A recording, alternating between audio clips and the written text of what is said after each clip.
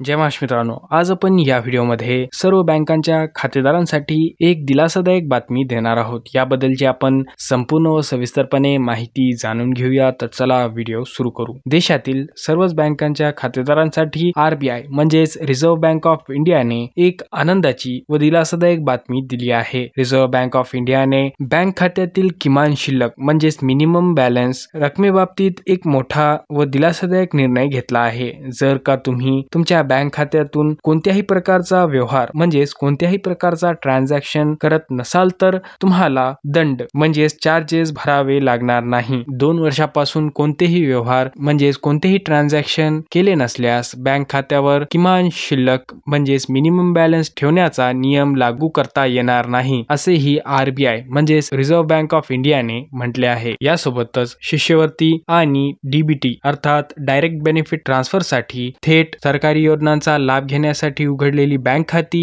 ही 2 वर्षाहून अधिक काळ वापरली गेली नसेल तरीही ही बँक खाती निष्क्रिय म्हणजेच बंद करता येणार नाहीत, म्हणजेच त्या बंद खात्यामधून कोणतीही रक्कम कापली जाणार नाही। रिझर्व्ह बँक ऑफ इंडियाने याबाबतीत एक परिपत्रक देखील जारी केले आहे। रिझर्व्ह बँक ऑफ इंडियाने आपल्या परिपत्रकात म्हटले आहे की आता बँकांना खाते बंद करण्याबाबत ग्राहकांना आधीच सूचना द्यावी लागेल व तसेच बँकांमध्ये दावा न केलेला पैसा म्हणजेच अनक्लेम्ड पैसा अर्थात ठेवी कमी करण्याचा आणि तो पैसा त्यांच्या योग्य दावेदारांना परत करण्याचा प्रयत्न केला जात आहे। दुसरीकडे आता आरबीआयच्या निर्देशानंतर बँक खाते बंद किंवा इनॅक्टिव्ह बँक खाते पुन्हा सुरू करण्यासाठीही बँक ग्राहकांना कोणतेही शुल्क म्हणजेच कोणत्याही प्रकारचे चार्जेस द्यावे लागणार नाहीत। महत्त्वाचे म्हणजे रिझर्व्ह बँक ऑफ इंडियाचा हा नवीन नियम सोमवार येत्या 1 एप्रिल 2024 पासून देशभरामध्ये लागू केला जाणार आहे। मित्रांनो, हा व्हिडिओ शेवटपर्यंत पाहिल्याबद्दल धन्यवाद।